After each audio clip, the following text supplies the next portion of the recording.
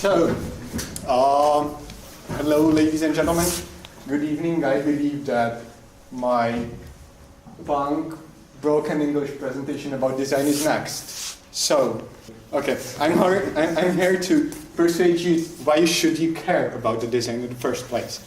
Pardon me if I'm gonna be a bit biased. I want to pursue car industry, so yeah, the presentation is gonna be mainly about that one. So let me start with the definition of a design. From my experience, definition of design has not yet been set. There's no such a thing as universal definition. And from what I've seen and know, designers are usually quite stubborn people. And so when one comes up with a definition, the others just don't really look at it, don't respect it. But it's quite like philosophy. You can really view design in many ways. But from my, the best definition I've come across yet is this one. Yeah, I want a design that has more to offer. Design that bleeds, that exhausts, that turns and even breaks, as far as I'm concerned. Design that glows, that stabs, that tears and rips when stretched. Design must be precipitous, fiery, smooth, hard, angular, brutal, round, tender, colorful, obscene, randy, dreamy, and heart-stopping. Dead or alive. If it is cold, then I want it as cold as a block of ice, and if hot, then as hot as a tongue of flame. Design must burn. Except that this definition was originally written about architecture by a studio called Himmelblau, but I find it really fitting for design, so that's why.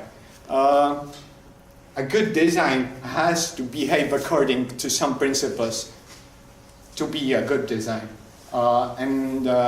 These principles were best explained by a guy called Dieter Rams.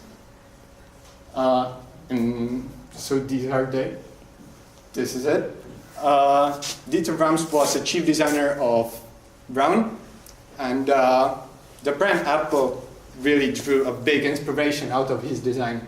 This is him, and this is the comparison between the design of Apple on the right side. These products were designed by Jonathan Ive, and on the left side that's the design of Brown. I find them much more than similar, and actually if Apple can copy Brown, why Samsung can't copy Apple, right? Yes. So, in case if you won't care about the design, we will end up in design apocalypse, in an ugly world. And I really don't want that to happen. We will end up driving in cars like these, this, or this one, the ugliest rated car in the world. And please don't allow that, because I don't want to be part of that future. We will be living in buildings like these. This is what we call in Slovakia the baroque for businessmen. Why not to have a building that looks like an elephant or a basket, right? Yeah. Cars and architecture are just not what they used to be like nowadays.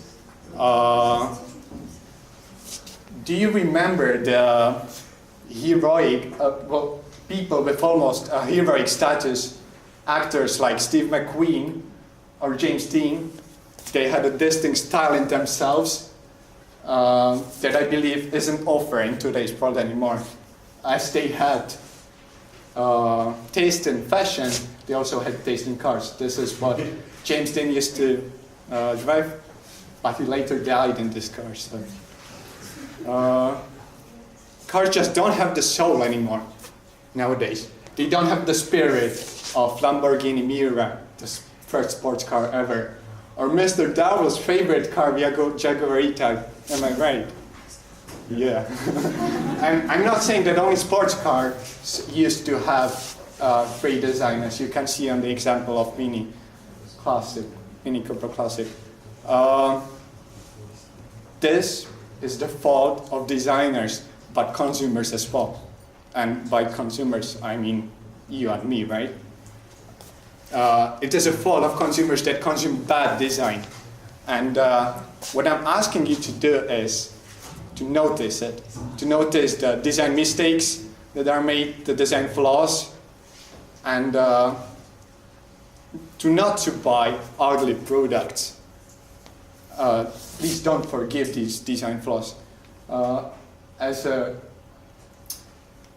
example of that, I can offer these outswitch headlights that annoy me so much I can't sleep at night almost. This is so bad. I mean, really, I can't get over it. Really, I can't get over it. And it is used on so many cars just because the other brand have them. Do you remember the principles I've shown you in the beginning? This design is not useful at all at the first place.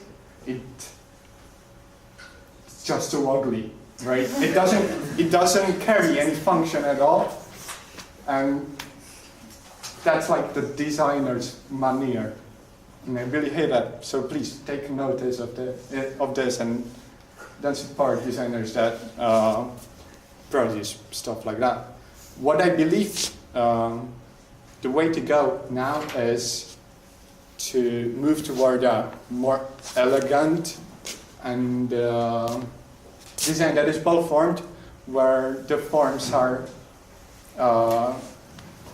clearly distinctly defined, such as the one that was recently shown us by Skoda with their new Octavia. Please, I want you to end up with showy, flashy, and hugely extravagant design. Leave that to tuners, like a special kind of people that almost lost all their common sense. Okay. So I think that this is the way to go. Design like this. Functional design with defined forms that is elegant and not boring at all. And this is the focus, not boring. This is the previous generation of Skoda Octavia, and this is the current one. I find it really, really good. Yeah. Or, I don't know if actually anyone noticed, but this design reminds me of the design of Audis in the early 2000s. So it's not really original, but it's pretty good. Or another example I have, Kia. Does anyone remember Kia, how Kia used to look like 5 years ago? It was, I mean, really, I couldn't. It was just so bad as this. This is like so painful, right, to look at. This is so ugly, and what it now has become is this. And this is awesome, right? This is a massive step forward in terms of design communications to customers. This was made possible by a guy called Peter Schweyer, who became chief of design of Kia 5 years ago. This is him, and I believe that his work should be rewarded.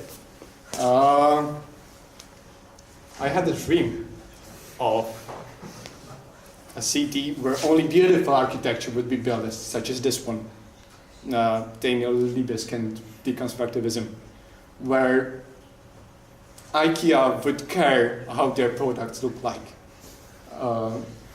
this Barcelona chair, and where the quality of art is much more important than the quantity of it. I want a world with great iconic looking cars, such as these, Porsche 917, or concept for Renault Alpine. Yeah. So, to get to that, I believe that there's been a mistake made somewhere in the design past. And this mistake really has to be corrected. I'm not saying to get back to retro or something. Yeah, retro as hell, don't do that. But we need to regain the uniqueness and pride we have lost so long ago.